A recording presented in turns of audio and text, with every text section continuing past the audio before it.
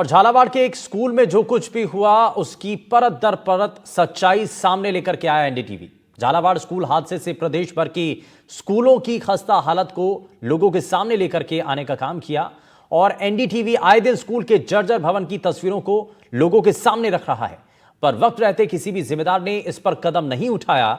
हालांकि शिक्षा मंत्री मदन दिलावर ने इस घटना की उच्च स्तरीय जांच की बात कही है। वहीं हमारी टीम ने कई जिलों में स्कूलों की हालत का जायजा लिया है और इस खास पेशकश में हम सीधे स्कूलों की हालत की तस्वीर से आपको रूबरू करवाएंगे।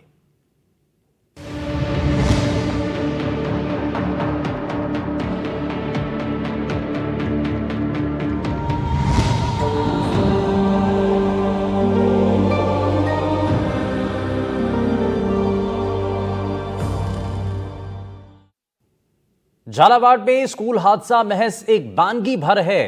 प्रदेश में कई जिलों की स्कूलों की हालत खराब हो चुकी है। सीकर के रिंगा शहर की नगर पालिका के 35 वार्डों में 1 दर्जन स्कूलों को मर्ज कर उनको बंद कर दिया गया।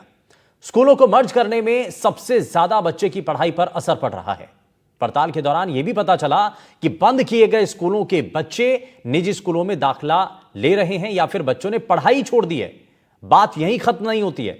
सरकार ने बंद स्कूलों के भवनों की देखरेख का कोई इंतजाम नहीं किया। लाखों करोड़ों रुपए की संपत्ति बद इंतजामी की भीड़ चढ़ जाती है। उधर धूल फाकते स्कूल अब अय्याशी के अड्डे बन रहे हैं। बंद स्कूलों में असामाजिक तत्वों का जमावड़ा लगा रहता है, जिससे आसपास के लोगों का रहना मुश्किल हो रहा है। असामाजिक तत्वों ने स्कूलों के दरवाजों को खाड़ दिया है, साथ ही महंगे शौचालय और रसोई घर को भी तोड़ दिया गया।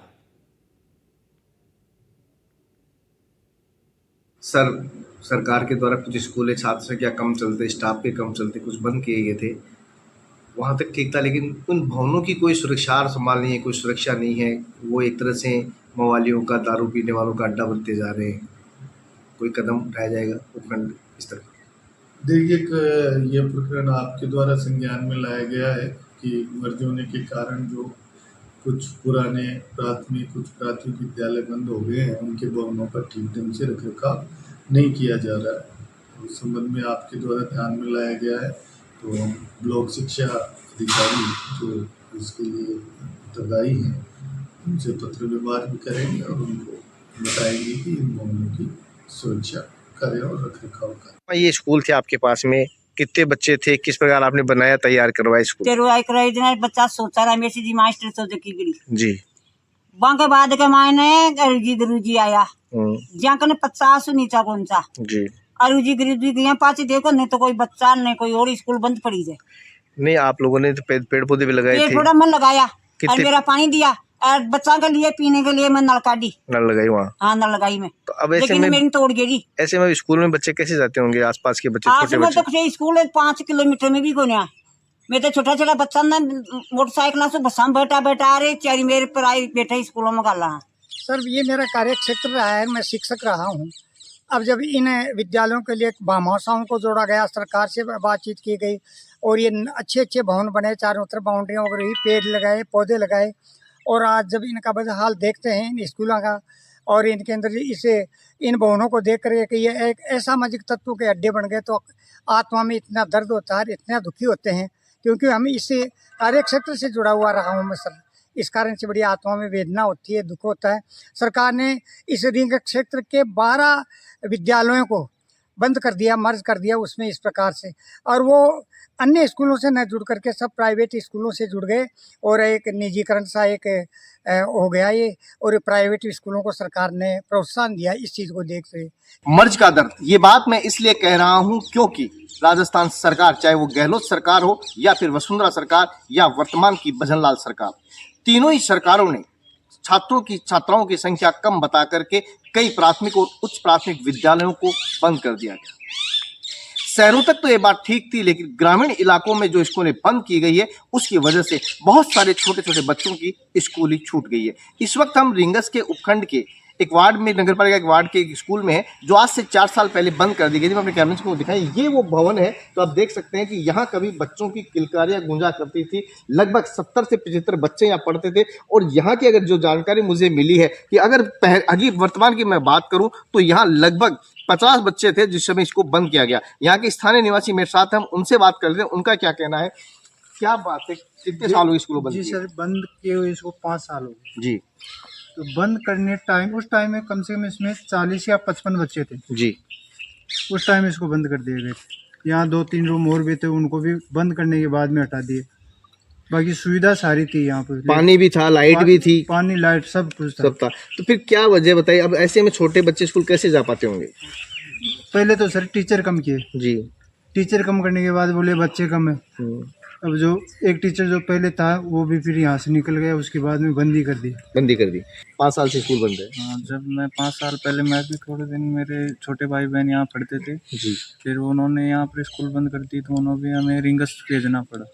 ऐसे में आपको नहीं लगता है कि काफी महंगी पढ़ाई है, प्राइवेट स्कूल में पढ़ाना पड़ रहा है, दूर भेजना पड़ रहा है, क्योंकि ये कस्बा यहाँ से 5 से 7 किलोमीटर है? हाँ, लगभग यहाँ से 6 किलोमीटर पड़ता है रिंगस। जी। वहाँ पर हमें गाड़ी बस साधन की भी पहले तो सुविधा, अब तो धीरे धीरे स्कूल वाले सुविधा कर दी, तो ठीक है। लेकिन फिर काफी परेशानी आती है। परेशानी आती है लेकिन लगभग। क्या कमी बताई यहाँ की, क्या वजह? यहाँ पानी भी है, बिजली भी, सारी व्यवस्थाएं हैं, आंगनबाड़ी चलती है यहाँ पे? हाँ, आंगनबाड़ी अभी चल रही है।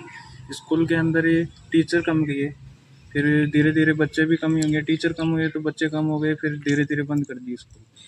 सरकार की नीति कहें या सरकार की से पॉलिसी मानी जाए, पहले अध्यापक नहीं लगाए, अध्यापक जो थे उनको कम किया गया, जो थे 1 या 2 उनको भी यहाँ से हटा दिया गया, स्थानांतरित कर दिया गया।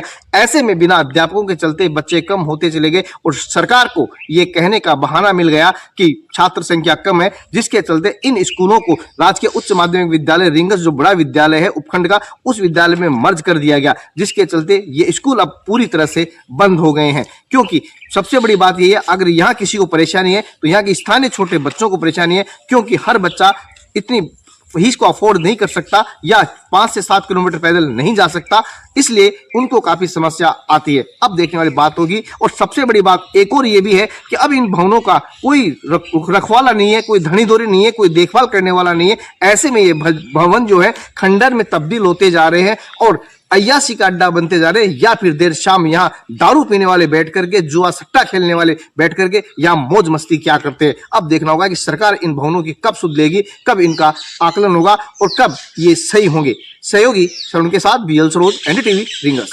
सरकार की लापरवाही कहें या फिर शिक्षा विभाग की बदहाली कहें, क्योंकि ये बदहाल होते विद्यालय और ये तमाम आलीशान कभी भवन जहां छोटे नन्हे मुन्ने बच्चों की किलकारियां गूंजा करती थी, अब वो वीरान हो गए, खंडर में तब्दील हो गए, या फिर ये कहा जाए कि असामाजिक तत्वों का अड्डा बन गए हैं।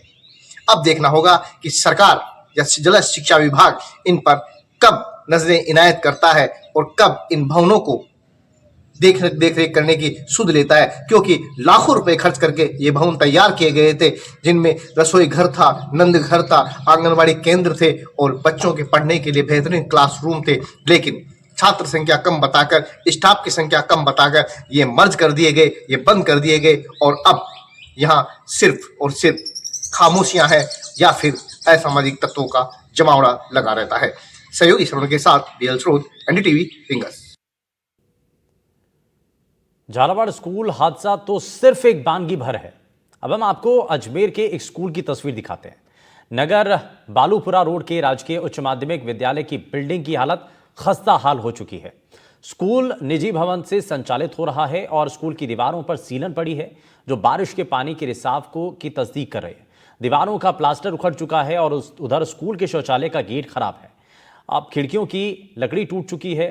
खस्ता हाल हालत से स्कूल में रखे महंगे सामान भी खराब हो रहे हैं। स्कूल टीचर ने बताया कि कई बार स्टाफ और समाज सेवियों के सहयोग से स्कूल की मरम्मत करवाई गई। उधर कलेक्टर ने स्कूल भवनों का सर्वे कराने का निर्देश दिया है।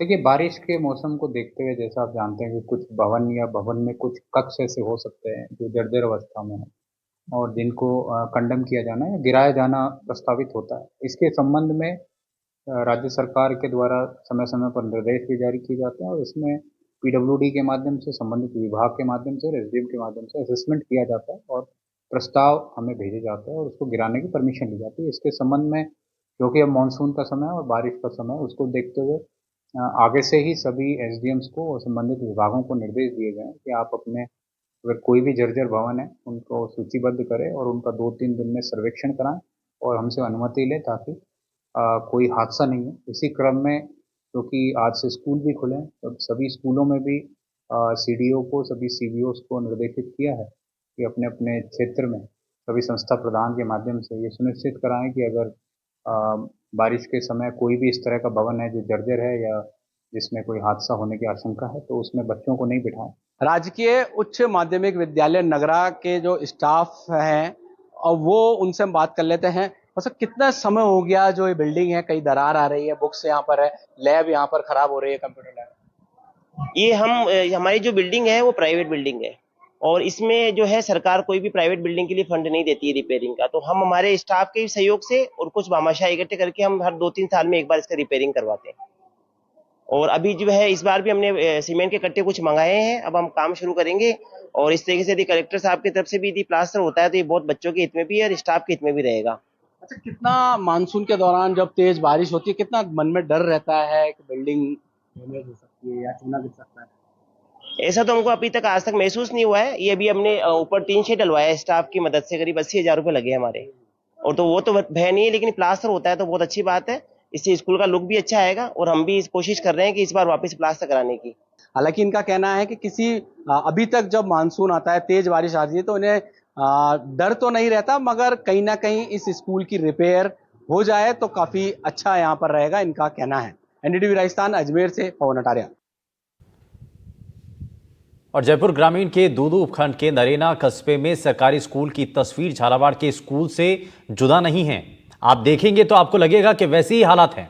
कस्बे के महात्मा गांधी अंग्रेजी मीडियम स्कूल की इमारत पूरी तरीके से जर्जर हो चुकी है। अब ये तस्वीरें भी हम आपको दिखा रहे हैं। बारिश के दिनों में कमरे की छतों से पानी टपकता है, सीलन की वजह से दीवारें कमजोर हो चुकी हैं। ऐसा लगता है मानो कभी भी यहां पर कोई भी हादसा हो सकता है। स्कूल इमारत की सालों साल से मरम्मत नहीं की गई है। बीती रात स्कूल के कमरे की छत से प्लास्टर गिरने की घटना भी सामने आई। गनीमत रही कि उस हादसे के वक्त स्कूल में कोई भी मौजूद नहीं था। हाल ही में स्कूल में साइंस की पढ़ाई शुरू की गई है, पर लैब सहित बुनियादी सुविधाओं का अभाव इस स्कूल के अंदर है। प्रिंसिपल ने कहा है कि 2 जुलाई को कार्यभार संभाला है। भामाशाहों और अभिभावकों, शिक्षा विभाग से इमारत की मरम्मत के लिए संपर्क भी किया गया, लेकिन उधर सरकारी स्कूल की बदहाली से लोगों ने बच्चों को स्कूल में दाखिला करवाने से ही अब इनकार कर दिया है।